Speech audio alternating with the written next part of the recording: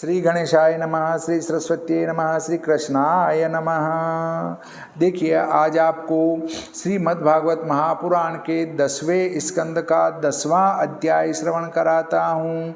आप प्रेम से मन लगाकर श्रवण कीजिए। यमलार्जुन वृक्ष दो दिने कृष्ण गिराए, प्रगटे देव शरीर धरी, परे चरण में आए।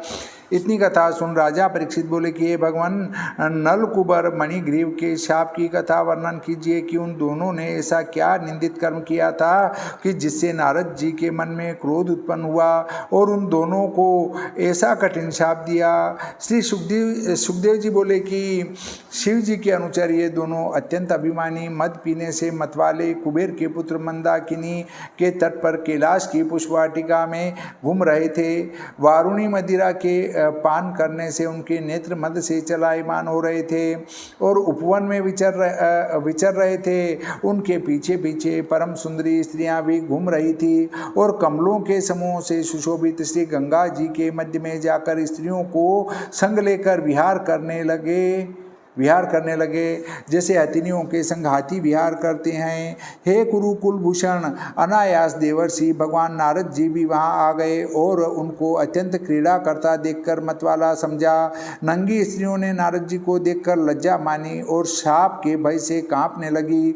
उसी समय शीघ्रता से अपने अपने वस्त्रों के समीप को झपटी, परंतु नलकुबर मणिग्रीव ने वस्त्र नहीं पहने अर्थात नंगे ही खड़े रहे। तब नारद जी कुबेर के पुत्रों को मतवाला देखकर उनका मद दूर करने के लिए श्री कृष्णचंद्र आनंद कंद के दर्शन के निमित्त शाप देते हुए गान करने लगे। तब नारद जी ने कहा कि प्रिय विषयों के भोग करने वाले पुरुष की बुद्धि को धन मद के बिना हास्य हर्षणादिक कुलीनता पंडितायु आदि से हुआ मद अथवा रजोगुण नाश नहीं कर सकता, परंतु धन का मद ही बुद्धि भ्रष्ट कर देता है। क्योंकि लक्ष्मी का मद जिसको होता है वह स्त्री प्रसंग करता है अथवा जुआ खेलता है और वारुणी का पान करता है।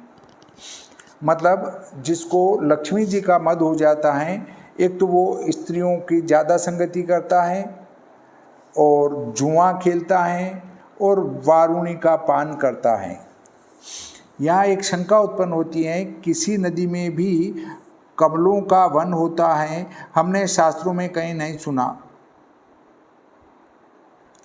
और नहीं ऐसा आज तक किसी नदी में हमने कमल का वन देखा। और फिर दोनों यक्षों ने नदी के जल में प्रवेश करके कमल के वन में स्त्रियों के संग विहार कैसे किया? उत्तर है कि अम्बोज वन राजिनी, इसे श्लोक में अम्बोज वन राजिनी का अर्थ व्यास जी ने कमल का वन नहीं किया। इसका अर्थ व्यास जी ने ऐसा किया है कि अम्बोज जो कमल हैं उसके वन को राजी कहिए, प्रकाश करने वाला जो सूर्य है उसको साक्षी करके नदी में स्त्रियों के संग क्रीड़ा यक्ष लोग कर रहे थे। यही अर्थ व्यास जी ने किया है, कमल वन का नहीं किया। इस क्षण भंगुर शरीर को लक्ष्मी के मद से अजर और अमर मानने वाले जितेंद्रीय मनुष्य निर्दय होकर पशुओं को मारते हैं। राजा के देह की भी मरने के पीछे 3 गति होती हैं। गाड़ने से अथवा पृथ्वी पर डालने से कृमि हो जाते हैं, वह पशु आदि खा जाते हैं तो विष्ठा हो जाती हैं और अग्नि में जलाने से भस्म हो जाती हैं। इस कारण इस तुच्छ शरीर के लिए प्राणियों से विरोध करना अच्छा नहीं है, क्योंकि जीवों के द्रोह से तो नरक ही प्राप्त होता है। फिर यह देह किसका कहना चाहिए, क्योंकि जो अन्न देकर इसका पालन पोषण करता है वह पुरुष कहता है कि यह मेरा है, उसका कहना भी सत्य है। माता पिता कहते हैं कि हमारा है, हमारे वीर्य से और हमारे उदर से उत्पन्न हुआ है, उनका कहना भी सत्य है। नाना कहता है कि यह मेरा दोहित्र है, मेरी कन्या के पेट से उत्पन्न हुआ है, इसका दिया पानी और इसका किया श्राद्ध मुझको प्राप्त हो सकता है। मेरे पुत्र न होने के पीछे मेरे धन का अधिकारी यही हैं। इस रीति से नाना का कहना भी सत्य है। मोल लेने वाला कहता है कि यह मेरा है, उसका कहना भी किसी प्रकार असत्य नहीं है। कोई बलवान पुरुष अपना दास व चाकर बनाकर रखे और यह कहे कि मेरा है, तो उसका कहना भी वृथा नहीं है। अग्नि कहती है कि यह मेरा है क्योंकि मेरे ही तेज से यह सबका काम करता है, उसका कहना भी सत्य है। पृथ्वी आदि कहते हैं कि हमारा है क्योंकि अंत समय हमारे सिवाय और कहीं जा ही नहीं सकता, उसके कहने में भी कुछ संशय नहीं है। और स्वानादिक कहते हैं हमारा है, एक दिन हम उसको खाएंगे, उनका कहना भी झूठा नहीं है। इस प्रकार यह तुच्छ शरीर माया से ही उत्पन्न होता है और माया में ही लय हो जाता है। और 5-7 विवादी उसमें विवाद करें कि यह हमारा है, ऐसे झगड़े के देह को पाकर केवल ज्ञानियों के सिवाय ऐसा कौन ज्ञानी पुरुष है जो जीवों की हिंसा करे। जो अज्ञानी पुरुष धन के मत से अंधे हो जाते हैं, उनके दरिद्र ही श्रेष्ठ अंजन हैं। दरिद्र पुरुष सब प्राणियों को दुख सुख में अपने समान देखता है, क्योंकि अपने मन में निर्धन विचार लेता है कि मुझको दुख ने इस प्रकार बाधा की थी, ऐसे ही औरों को बाधा करता होगा, कि जैसे मुझको सुख होता है ऐसे औरों को भी सुख होता होगा। जिस पुरुष के पाँव में कांटा लगता है, वह पुरुष दूसरे के पाँव में भी कांटा लगना नहीं चाहता, क्योंकि वह अपने मन में विचार करता है कि जैसे मुझको कांटा लगने से पीड़ा हुई है, ऐसे ही सबको होती होगी, और जिसको कांटा लगा नहीं वह कांटे की पीड़ा को कैसे जान सकता है कि कांटा लगने से इतना कष्ट होता है। इस बात पर एक दृष्टांत आता है कि बंग देश में एक धनंजय नामक राजा था। उसका पुत्र गुरु के पास विद्या पढ़ता था। जब राजा की अवस्था अधिक हुई तो राजा ने विचार किया कि अब इस मोह ममता को त्याग कर तप करना चाहिए, और मंत्रियों को बुलाकर सब राज्य का प्रबंध कर दिया और राज्य सिंहासन का अधिकार पुत्र को देना चाहा। यह चर्चा उन गुरु के कान में भी पड़ी तो उनके पुत्र को पढ़ाते थे। गुरु ने अपने मन में विचार किया, मैंने राजकुमार को सब विद्या पढ़ा दी, परंतु अभी तक इसको दुख सुख का ज्ञान नहीं हुआ। दुख किसे कहते हैं और सुख किसे कहते हैं, ऐसी विद्या इसको अभी तक नहीं सिखाई। अभी तो यह मेरे वश में है, मैं सब कुछ कर सकता हूँ, और जब यह अपने वश में हो गया तो मैं कुछ नहीं कर सकता। और जो यह ऐसा ही रहा तो न जाने किसको किसको दुख दे। यह सोच समझ उसको अपने पास बुलाकर 5-7 सोंटी ऐसी जोर से मारी कि शरीर की खाल सब उड़ गई और रुधिर बहने लगा। इतने पर भी एक कोठरी में बंद कर दिया तो तत्काल उपाय भी न कर सके, और जब वह रोया तो रोने तक भी न दिया। दोपहर तक बंद रहा, तब उसको खोल दिया और 4 लड़कों के साथ राजकुमार को राजभवन में राजा के पास भेज दिया। राजकुमार ने अपने पिता से सब वृत्तांत कहा कि बिना अपराध गुरु ने मुझको मारा और अपना सब शरीर दिखाया। राजा ने देखा सोंटी जहाँ की तहाँ उछल रही हैं, रक्त बह रहा है। राजकुमार की यह दशा देखकर उसके पिता को क्रोध आया और कोतवाल को आज्ञा दी कि उस ब्राह्मण को अभी पकड़कर शूली दे दो। उस निर्दयी ने बिना अपराध राजकुमार को मारा है। राजा की आज्ञा से के अनुसार कोतवाल ने पकड़कर वधिकों को सौंप दिया कि इसको शूली दे दो। वधिक जिस समय उस ब्राह्मण को शूली देने लगे चले, तब उस ब्राह्मण ने कहा कि मैं कुछ बात राजा से करना चाहता हूँ। वधिक बोले, चल। ब्राह्मण ने राजा से कहा, मुझको शूली की आज्ञा किस लिए हुई? आपने मुझको राजकुमार के पढ़ाने के लिए नियत किया था या शूली देने के लिए? राजा ने कहा कि क्या हमने बिना अपराध मारने के लिए दिया था? ब्राह्मण बोला कि मैंने नहीं मारा। राजा ने राजकुमार का सब शरीर दिखाया और कहा, यह सब क्या है? ब्राह्मण ने कहा कि यह भी एक प्रकार की विद्या है। राजा बोला कि यह कैसी विद्या है? ब्राह्मण बोला कि मैंने सुना कि प्रातःकाल राजकुमार राज्य सिंहासन पर बैठेंगे और अभी तक वे नहीं जाने कि दुख कैसे होता है, और जो मैंने इसको दुख न दिखाया तो हजारों मनुष्यों को दुख देंगे। अब इन्होंने दुख का भेद जान लिया तो अब किसी को बिना अपराध दुख न देंगे। अब इनको भली प्रकार दुख रूप दर्शा दिया। राजा ब्राह्मण की बात सुनकर बहुत प्रसन्न हुआ और 10 गांव और अनेक प्रकार के आभूषण उनको पारितोषिक में दे। हाथ जोड़कर कहा कि मेरा अपराध क्षमा करना, मैंने आपकी गुप्त विद्या को नहीं समझा था। ब्राह्मण राजा और कुंवर को आशीर्वाद देकर चला गया। देखो पहले ब्राह्मण कैसे चतुर होते थे। दरिद्री पुरुष का अहंकार, मद और संपूर्ण प्रकार का अभिमान नष्ट हो जाता है, और जो कष्ट आकर प्राप्त होता है तो वह कष्ट ही उसकी तपस्या के समान हो जाता है और तप में व्रत हो जाता है। क्योंकि दरिद्री अन्न के बिना भूखा प्यासा रहता है। जब दरिद्री को अन्न न मिले तो निसंदेह वह भूखा प्यासा रहेगा। तो वही तप हो गया, वही व्रत हो गया। अन्न की आकांक्षा करने वाले दरिद्री के घर नित्य कड़ाके होते हैं, इससे उसका शरीर सूख जाता है, इंद्रियां शिथिल हो जाती हैं, फिर उससे हिंसा भी नहीं होती। जो आप ही मरता है तो वह दूसरे को कैसे मार सकता है। दरिद्री मनुष्य सबको समान देखता है और दरिद्री को साधु महात्मा पुरुष भी मिल जाते हैं कि जिस समय दरिद्री क्षुधित होकर अन्न पुकारता है तब साधु महात्मा उससे कहते हैं कि अरे कृष्ण कृष्ण पुकार, जो सब संसार का पालन पोषण करने वाले हैं। इस प्रकार से वे साधु महात्मा लोग उसके अन्न की तृष्णा को दूर कर देते हैं।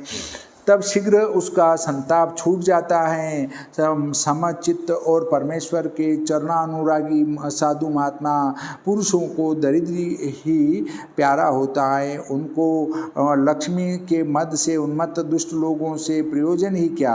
इसलिए इन दोनों के जो कि वारुणी के मद से मतवाले, लक्ष्मी के मद से अंधे, स्त्रियों के लंपट और अजितेंद्रिय हैं, इनके अज्ञान से हुए मद को मैं दूर करूँगा।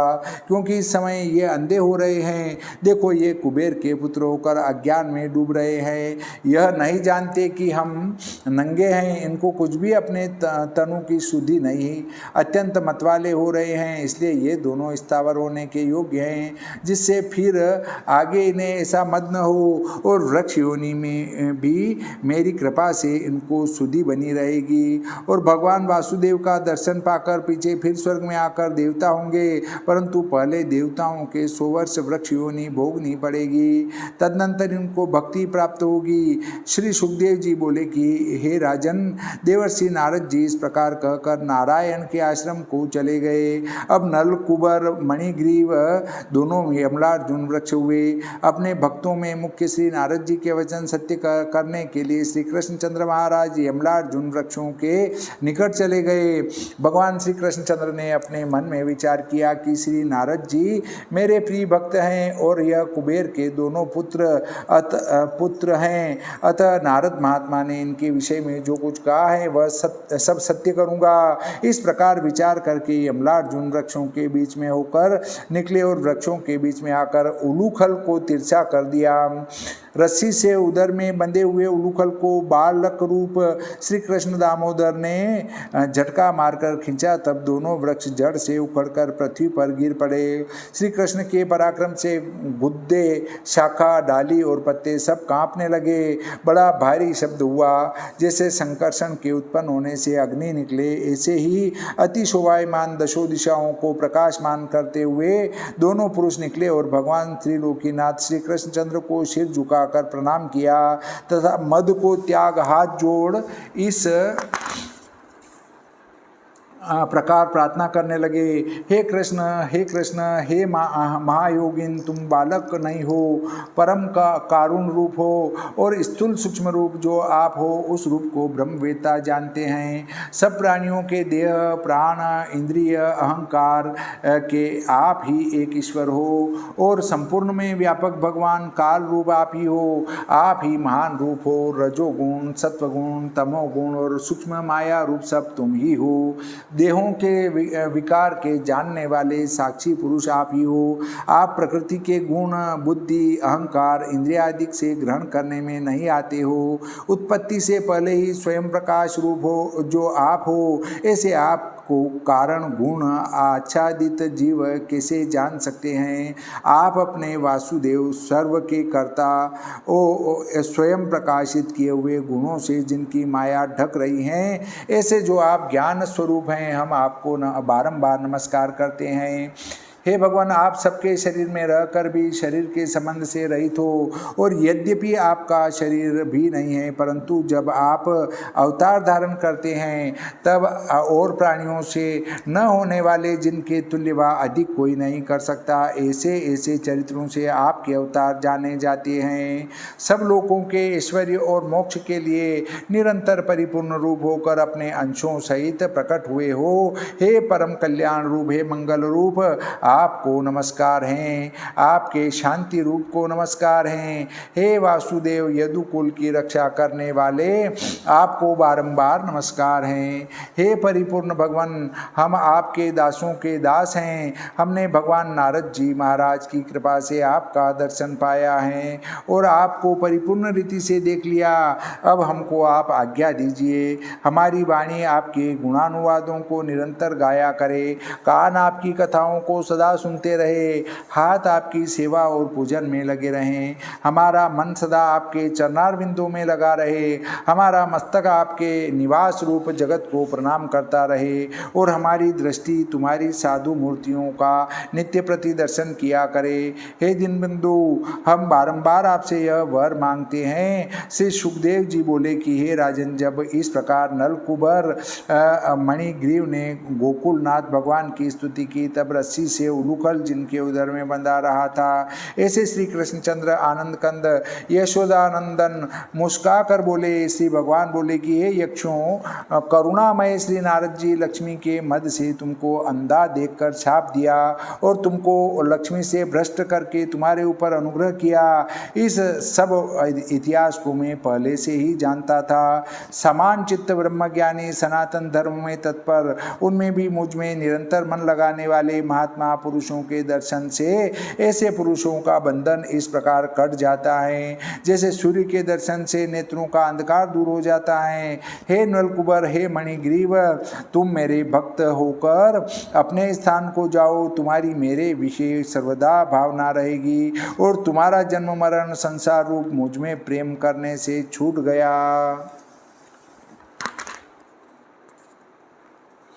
इतनी कथा कह श्री सुखदेव जी बोले कि हे राजन, इस प्रकार भगवान के वचन सुनकर नलकुबर मणिग्रीव बारंबार परिक्रमा करके प्रणाम करने लगे और उलूखल से बंधे हुए श्री कृष्णचंद्र से आज्ञा लेकर उत्तर दिशा को चले गए।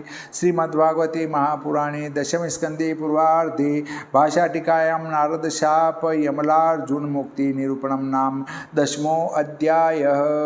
श्री सरस्वती मैया की जय, श्री गणपति जी महाराज की जय, श्री कृष्णचंद्र भगवान की जय, श्री रामचंद्र भगवान की जय, बजरंग बली की जय।